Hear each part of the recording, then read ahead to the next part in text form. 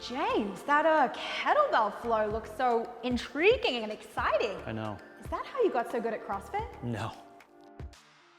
That sounds like a myth we need to bust. So James, I've been seeing all of these videos. They look really exciting of people like yourself doing Not me. kettlebell flows. Well, hey, I just walked in on You just you caught in the me gym. well. Busted. Busted doing Yeah. kettlebell flow. Yeah, But it's out there. Yeah, in all seriousness, like kettlebell flows, dumbbell flows, these kind of like, you know, sexy, fun ways of doing resistance training. Yeah. Is it the best way to look good naked or be really, you know, a really high performer in CrossFit or another sport? No, it's not. It's not. I just want to hit on the first language you made. You know, sexy is entertaining. It's an aspect of what we think is creative, right? It's just creativity, right? But I think the big point we want to hit is that it doesn't lead to an increase in lean mass directly. You can create whatever method you want to think is going to do that, as well as performance. And that those two have to be well defined. And so there, it does lean up against being useless, right? So if it has no true effectiveness for a bunch of different things or outcomes that you want to have, then we want to have the conversation on if it's effective or not. So it's entertaining and it's sexy, et cetera, but it falls flat on really doing anything other than making you really good at kettlebell flow. So that's the only thing it makes you good at. Can I ask you, because, you know, jokes aside, people like you, James, are doing kettlebell flows and putting it out there and, like, you know. People like me?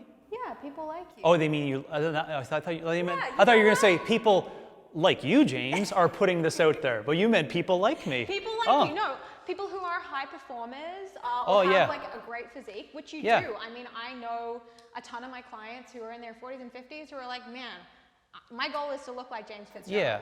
Yeah. And so they might see that and think, is that for sure how you got to be where you are today? Yeah, and it's not that. It's just a lot of work. You know, it's a lot of maximal contractions. I was born with that as well. Like that's something that some people have to contend with. You're just never going to be, 6 or 7% body fat, or you're never going to gain, 20 pounds of lean mass over a 6 to 12 year period or whatever.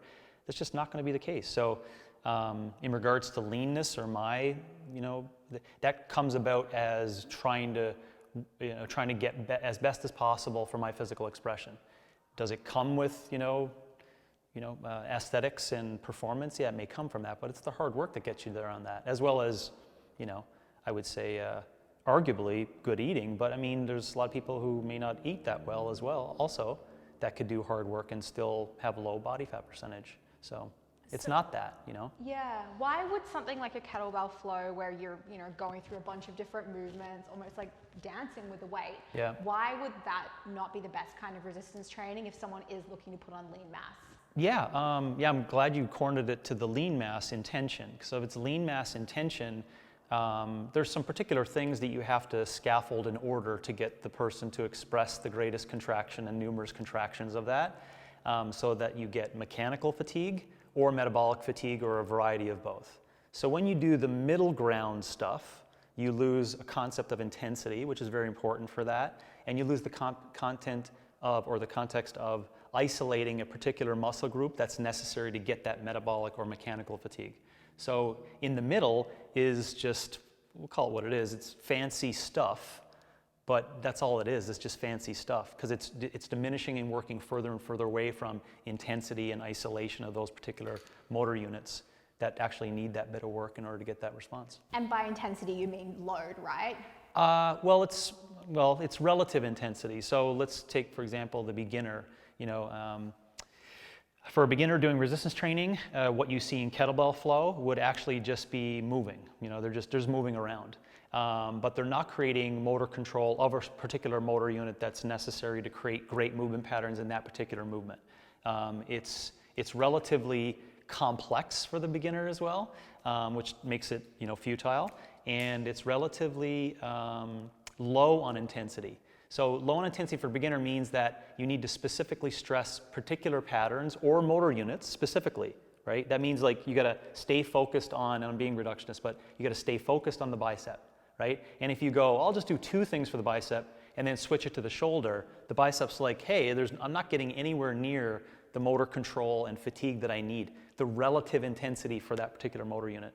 So intensity is per person, and hopefully the beginner idea gave you an example of that. Absolutely. So rather than getting creative and putting together a kettlebell flow, what would be a good approach for a coach to take in prescribing resistance for their client who is trying to put lean mass on? Yeah, well, recognize lean mass is unnatural. It's not something we're just born to do and everyone gets it. You got to look at the genetic and epigenetic factors of the persons in front of you. They have capable of doing that. You got to look at training age. Someone who's got a high training age is going to have a very low chance of increasing lean mass. There's a ton of lifestyle factors, which no one wants to discuss, but are fairly simple in terms of protein requirements, sleep, away from the gym. And then there's the actual physiology, right? You see what I'm saying? It's like small percentage points of the entire equation for lean mass after I said all those things. And ironically, George, that's exactly why this creativity comes about, because we think it's really super complex of all these things that gets to the lean mass, but it's actually so simple, it's not sexy, and that's where we kind of lose it. So the point on resistance training is really that has to be a specific overload of particular motor units that allow mechanical and metabolic fatigue to occur based upon the person's ability to express that. So, as an example, a beginner can do what we would call motor control activity, and they're building the base support to get bigger in the muscle. So what should they do? They should do 12 bicep curls. I'm being, again, very reductionist on that movement, but it's isolating the particular motor unit for the intentions of mechanical and metabolic fatigue, or we call it mechanical fatigue at first, so it builds to the capability of expressing metabolic fatigue, and then you'll grow if you really want to, plus all those other factors. So patterns of resistance, to be very generalized on it, you got to lift heavier loads, you got to progressively lift heavier loads as a long-term strategy over time, and you got to have a host of lifestyle and things that are embedded inside you to come with that to gain lean mass. And it's not kettlebell flow stuff. That's just not fitting that. And if I may continue, just go back and research the ones that are doing the kettlebell flow, and if they are bigger or perform really, they're super powerful. Go back and see what they're capable of doing. I mean, these people are squatting 600 pounds, or snatching 300, or just doing some really powerful contractions, or have had 8 years of that. That's what gets them that, And so what is that stuff? It's just nothing. It's nothing.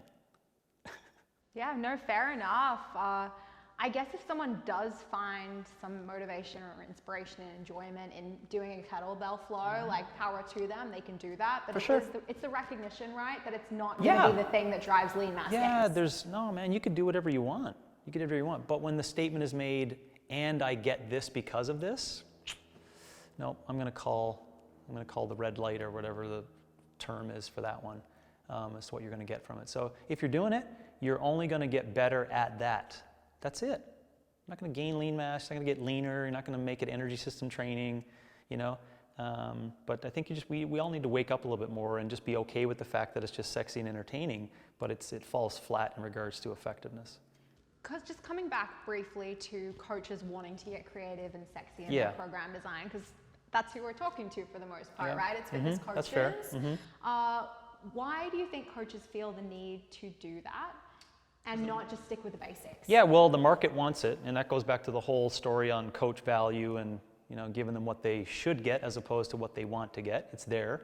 And coaches have a lot of pressure. They got a big burden on them today to step up and seemingly look like they know what they're talking about. So if they're trendy and doing the shit that everyone else is doing, coaches like, well, you probably see that everyone else is doing this on Instagram, right? Yeah, well, I just did a course on it, so let's do it. And that's the answer. And the client doesn't have the competency or the education to go, what's the real reason behind this? Is this leading me to my goals? Like, what am I getting? Is it functional? Going down that route, the coach is stunted with an answer on it. Because there is no answer to it, right? But you could be honest with the client and be like, you know what? You're not going to get anything from this. It's just going to make you better at that thing, right? Which is okay, it's okay. But if you want to do actual stuff that's effective, I'm actually saying now this is how you make shit effective and what you should do. I think we're missing out on coaches recognizing how simple shit is hard. So making people fall in love with a push-up and the progression of a push-up over time, right? And we've lost sight that 10 push-ups in a row as progressed over 9 months for someone is a really fucking hard thing, right? But it's not sexy. But that's the real shit. That's the moneymaker. That's it. So, we're going to be stuck in this for a while until we get more critical thinkers as coaches saying, I'm just okay with the fact that this is useless, but here's the real shit that's going to be important for you, and to get them to fall in love with that. Well, James, I really hope that, over the last few minutes, you've been able to help some coaches think a little bit more critically around exercise selection and, not always opting for the thing that looks the sexiest and the most exciting and the most complex. And instead really sticking with the basics, making sure they're choosing exercises in resistance that they can create good tension with, and ultimately letting that, be what guides their choices in program design. Can I say one last thing on that? Yeah. So I think if we're trying to help coaches be critical thinkers, when you see critical, there's criticism that comes inside of critical thinking. So, and you can be kind, but criticize bad ideas. And the way you do that is you ask hard questions. So don't allow this stuff to just fly by. If your coaches ask the purveyors and the educators and preachers of this idea, ask the hard questions. Like, what are we getting with that? What's the purpose behind that? Because now I've just given you principles based upon tension, intensity, utility. And if it's not there, don't be afraid to ask those questions. Everyone will grow based upon that. I think the other, and I'm sorry, I'm adding my last thoughts in here too as well, but something that just came to me is especially with the advent of social media, everyone looks at what they see in that one moment. They see that one person doing that one exercise and they think it's the answer. Just remember that is a snapshot in time. That's and right. There's a whole lot of training that came before, and it probably wasn't a kettlebell flow. That's right. And for those people who have done 12 years of training and look like that, you can't sell the basics. That's the point. You can't sell it. It's not worthy. But I want us to step up our game to make people more aware of the basics and hard work and what true hard work is.